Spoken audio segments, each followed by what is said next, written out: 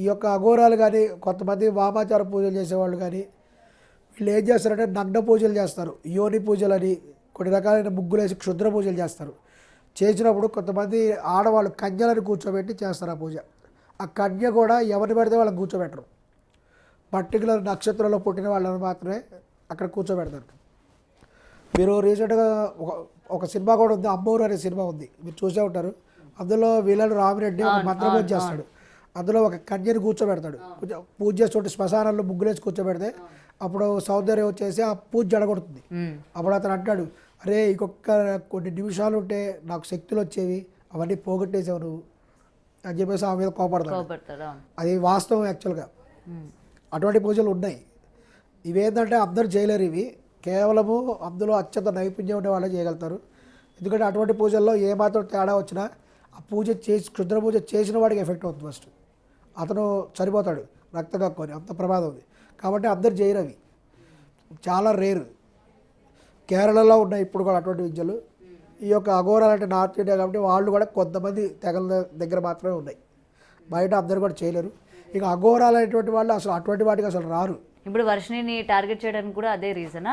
ఇతర అప్పుడే చూసాడో ఆ పర్టికులర్ నక్షత్రం, ఆమె చేతి రేఖలు ఇవన్నీ కూడా గమనించారు. అందుకే చేతి రేఖలు ఎవరికి పడితే వాళ్ళకి చూపించకూడదు.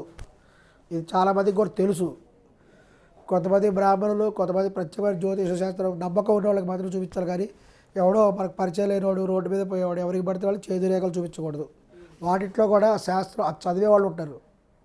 చేతి రేఖలు కొంతమంది శక్తి ఉన్న వాళ్ళకి తెలిసిపోతుంది మన నక్షత్రంలో పుట్టినారని.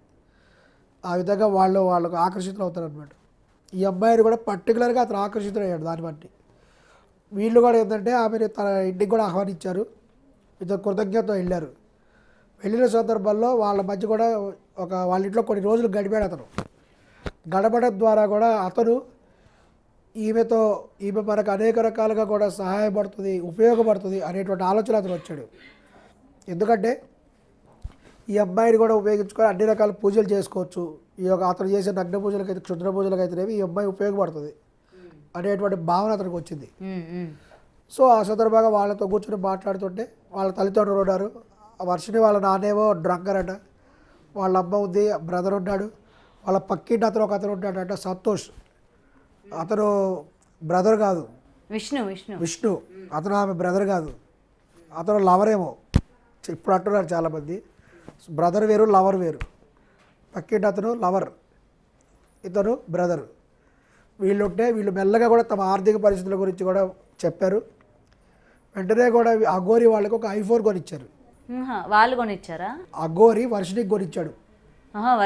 వర్షినికి ఐఫోన్ గిఫ్ట్గా ఇచ్చాడు, అత్యంత కాస్ట్లీ ఫోన్. మరి అదేదో బేబీ సినిమాలో చెప్పినట్టు వీళ్ళు ఎందుకు యాక్సెప్టెన్స్ చేశారు? ఐఫోన్ ఇవ్వడంగా తీసుకోవడమేనా? ఎందుకు ఇస్తారు ఎవరైనా అంత కాస్ట్లీ ఐఫోన్? వీళ్ళు యాక్సెప్ట్ చేశారు.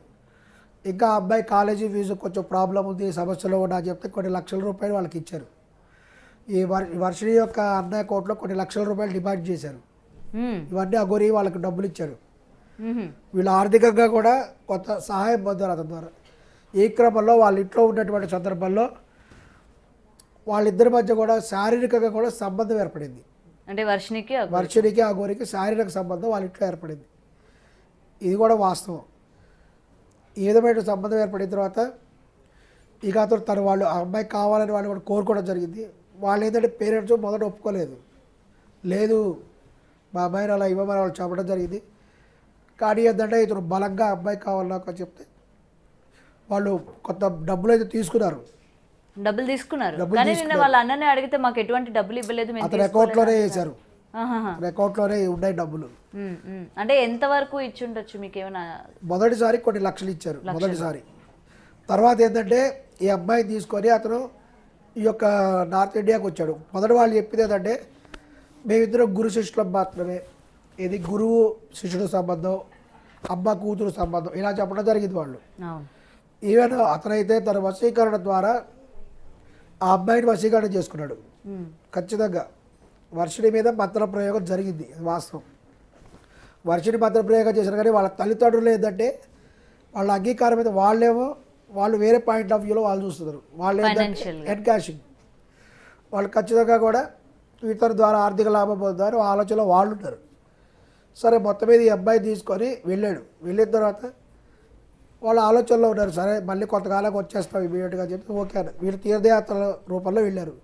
ఇద్దరు ఖచ్చితంగా ఆ అబ్బాయిని కూడా సూర్యగ్రహణం ముందే తీసుకెళ్ళాడు. జాగ్రత్తగా గమనిస్తే ఇదంతా ప్రీ ప్లాన్డ్గా అతను చేశాడు. అతను తీసుకెళ్ళినప్పుడు షడ్గ్రహ కూటమి కూడా ఏర్పడింది, సూర్యగ్రహణం ఏర్పడింది. ఆ సమయంలో కావాలని కూడా ఆ అబ్బాయి తనతో పెట్టుకోవడం జరిగింది. ఆ 3 రోజులు కూడా వాళ్ళు అసలు ఎవరికి కనపడలేదు, పూర్తి స్థాయిలో వాళ్ళ అజ్ఞాతంలో ఉన్నారు. ఆ సందర్భంలో ఆమెతో అనేక పూజలు అతను చేశాడు. చేయడం ద్వారా అతను కొంత శక్తిని కూడా పొందాడు. తర్వాత ఏంటంటే ఈ అబ్బాయిని కూడా ఏదైనా వశీకరణ ద్వారా ఆమెను ఉపయోగించుకొని పూజలు చేశాడు. అంతేకాకుండా శారీరకంగా కూడా ఆ అబ్బాయిని పూర్తిగా కూడా అతను వాడుకోవడం జరిగింది. ఏ అబ్బాయిని? వర్షిణిని.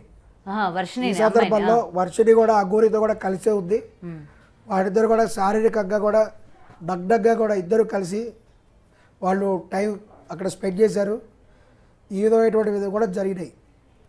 పూజలతో పాటు ఇది కూడా అతను కూడా చేయడం జరిగింది. ఈ విధంగా చేసిన తర్వాత ఈ సందర్భంలో ఆ వర్షిణి అనేటువంటి ఆమె క్రమంగా కూడా ఇతని దగ్గర ఉన్నవాడిని కూడా గమనించింది. ఆమెకు అర్థమైనటువంటి విషయం ఏంటంటే ఈమె ఒక సాధారణమైనటువంటి అఘోరి కాదు అని తెలిసింది, శక్తివంతమైనది అని తెలుసుకుందామె.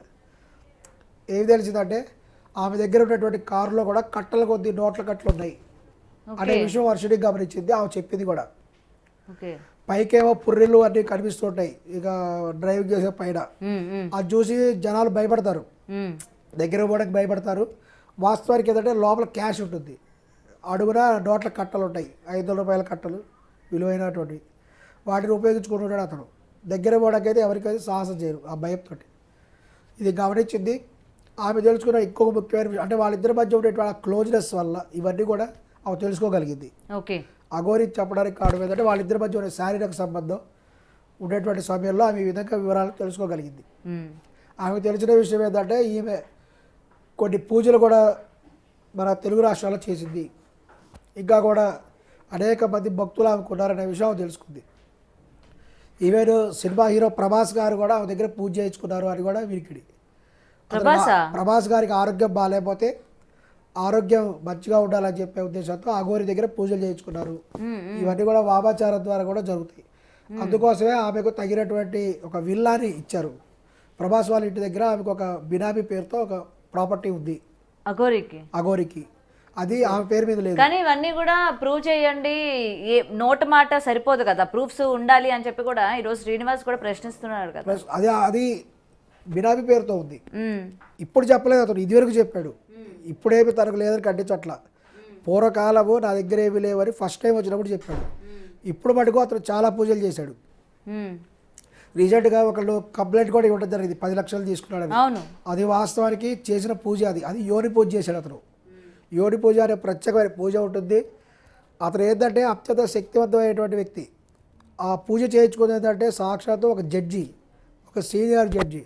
అతను హైలీ ఎడ్యుకేటెడ్. సీనియర్ జడ్జి అంటేనే హైలీ ఎడ్యుకేటెడ్ ఉంటారు. ఎడ్యుకేటెడ్ ఉండి ఎంతో ఎక్స్పీరియన్స్ ఉన్న వాళ్ళు జడ్జిగా ఉంటారు. ఈ యొక్క సీనియర్ జడ్జి కూడా అతని దగ్గర పూజ చేయించుకొని 10 లక్షల రూపాయలు అమౌంట్ ఇచ్చాడంటే దక్షిణగా. మరి వీళ్ళందరూ ఎలా నమ్ముతున్నారు గురుగారు అసలు వీళ్ళని?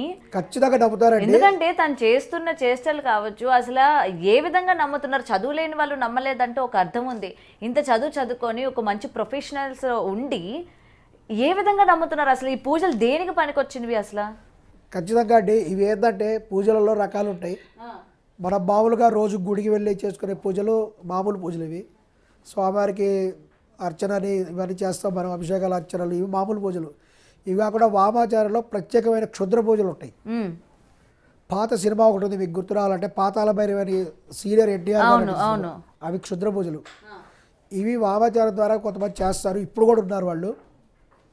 ఇవి ఏంటంటే అత్యంత ఖర్చుతో కూడినటువంటి వ్యవహారం, ఒక సామాన్యమైన మనుషులు చేయలేరు ఇవి. ఇవి ఎవరంటే పెద్ద పెద్ద రాజకీయ నాయకులు, పెద్ద పెద్ద సినిమా హీరోస్, సినిమా హీరోయిన్స్, అంటే హీరోయిన్ కావాలని ఆసక్తితో ఉండేటువంటి వాళ్ళు, ఇంకా పెద్ద పెద్ద పారిశ్రామికవేత్తలు, ఇటువంటి వాళ్ళు ఆ పూజలు చేస్తారు. ఇవి చేయడం ద్వారా వాళ్ళకి చాలా లాభాలు కలుగుతాయి. ఉదాహరణకి రష్మిక గారు పూజ చేయించుకున్నారు. ఎవరి దగ్గర అంటే వేణుస్వామి గారి దగ్గర. ఆమె కూడా వామాచార పూజ చేయించుకుంది. రష్మిక గారు అప్కమింగ్ హీరోయిన్గా ఉన్నప్పుడు ఈ పూజలు చేయించుకోవడం ద్వారానే ఆమె ఒక స్టార్ హీరోయిన్గా ఎదిగింది. పూజలు చేయించుకున్న తర్వాత ఆమె స్టార్ మారిపోయింది. ఆమె చాలా పెద్ద హీరోయిన్ అయింది. ఇది వాస్తవం, కట్టి మీద కనబడేటువంటి ఎగ్జాంపుల్.